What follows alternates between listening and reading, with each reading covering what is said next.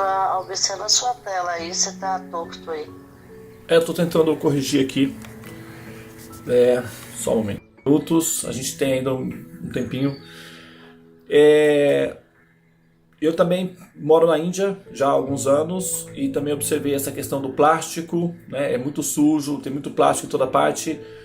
E um dos motivos é o seguinte: a Índia sempre foi reciclável, todo o material é orgânico, os copos são de barro, os pratos são de folhas de bananeira, etc.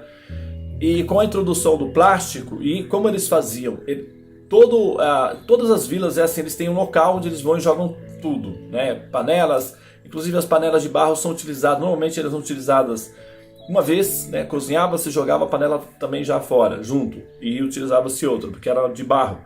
Só que com o advento do plástico, eles continuaram com o mesmo hábito ancestral de utilizar e dispensar. E eles pensavam em um local específico, e ali os animais iam lá e comiam também, as vacas e tal. Até hoje tem muitos lugares que são assim. Mas com o advento do plástico, o plástico voa, né? Então eles continuaram jogando no mesmo local, só que agora é plástico, então o plástico voa. Então daí esse é um efeito colateral da era de Kali, né? Que é o plástico. O plástico ajudou muito, mas tem os efeitos colaterais, né? Aos poucos a gente vai aprendendo a lidar com eles. E outro comentário, para finalizar então, é que quando se fala, por exemplo, que os Vedas é infalível, né? A gente pode até considerar, nossa, mas isso é um exagero, talvez isso seja uma pressão religiosa, né? Como a gente ouve em tantos casos, né? As religiões fazem pressão para se apresentarem como sendo perfeitas ou tendo assim, posicionamentos perfeitos, e quando nós vamos observar, eles não são tão perfeitos assim. E aí isso gera um conflito de fé, ou um conflito filosófico, um conflito teológico, e uma cisão, fissuras e tal, etc.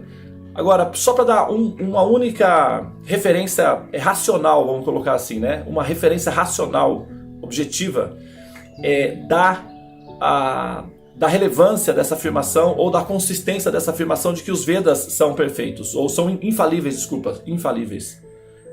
Chama-se Achyuta, ou infalível.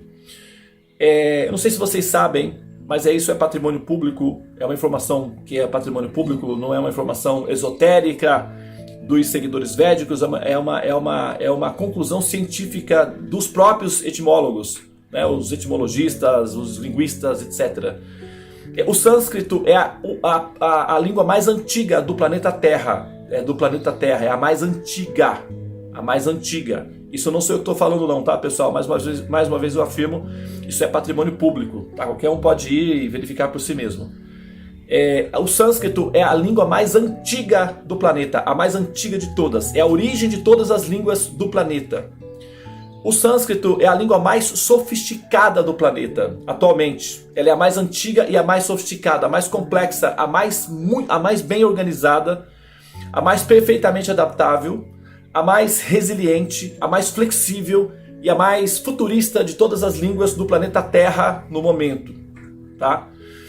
Inclusive o sânscrito é uma linguagem utilizada em criptografias de computadores de futuro, como por exemplo os computadores quânticos.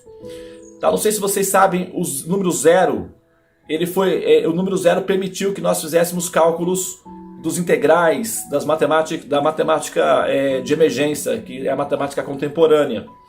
O zero foi o valor que permitiu com que nós pudéssemos ter operações complexas. E o zero é um produto védico. O zero não foi inventado pelos árabes. Sinto muito quem tiver descendência árabe aí, tá? O zero é originário dos Vedas, tá? Todos os números que nós utilizamos são de origem védica. Então, assim, uma grande parte das palavras que nós falamos no latim também tem origem nos Vedas. Então, o sânscrito é a língua mais antiga da humanidade, a única língua que não sofreu depredações históricas ou erosões históricas. A Índia foi invadida várias vezes por vários povos bárbaros, como por exemplo os cristãos, os muçulmanos, e permaneceu intacta. O inglês que é falado atualmente, o inglês que é falado por Shakespeare, por exemplo, muitos dos ingleses atuais não conseguem entender a linguagem do Shakespeare há 500 anos atrás? Então, o português que nós falamos atualmente e o português que era falado quando os portugueses chegaram no Brasil, às vezes, de repente, parece até uma língua diferente. Então, quer dizer, de pouco tempo para cá, nós já temos uma língua quase que completamente diferente. Esse fenômeno acontece com todas as línguas, porém, o sânscrito permanece exatamente como ele foi originalmente proposto na humanidade.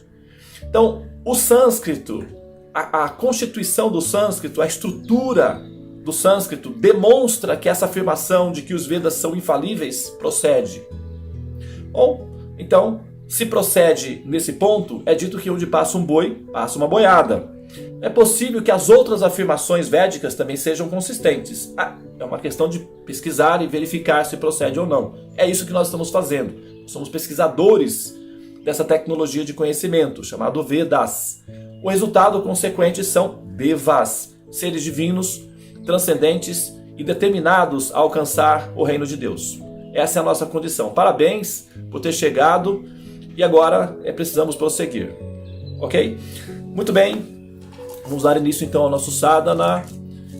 Vou pedir que vocês, a Devi já... Obrigado, Devi, por recepcionar. Nós não temos hoje a nossa querida Tulasi, inclusive nós estamos agora... Hoje é dia 14, né? Peraí, deixa eu ver. Agora eu até me confundi. Devi, hoje do mês, qual é o dia, por favor? Só me ajuda que eu tô meio... É dia 11. Hoje é dia 11, é isso mesmo. É isso mesmo. Ontem foi dia 10. Ontem eu recebi umas cobranças. Dia 10. Hoje é dia 11.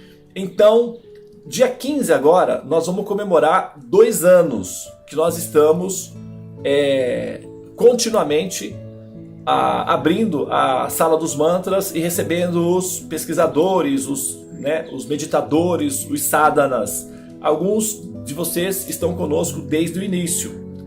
A Tulasi é uma delas. Hoje, pela primeira vez em 2 anos, a Tulasi não está na sala dos mantras. É a primeira vez que isso acontece. A filha dela está no hospital para procedimentos, de acompanhamentos, e ela está lá junto com ela. Então nós vamos colocar então a filhinha da Tulasi, a Arabi, no nosso coração hoje, no momento da nossa Torre dos Mantras, e a Tulasi também, porque a mãe normalmente sofre mais até do que o próprio filho, Então, é isso, pessoal. Muito bem. A Devi também, obrigado, Devi, por abrir a sala, a sua Mini por dar assistência. E nós vamos agora, então, dar início o nosso procedimento védico, tá? Só mais um lembrete. O programa Gotas Védicas, no início do sadhana, não tem a conotação de convertê-lo ao Hare Krishna, de convencê-lo a entrar para a religião do Hare Krishna, tá? É um momento cultural. Nós disponibilizamos conhecimentos védicos de modo geral, tá? Das escrituras, para que vocês conheçam os shastras, que são as escrituras, são as tecnologias de conhecimento, chamados shastras, que são a base da estrutura da civilização védica, ou escrituras sagradas, os Vedas.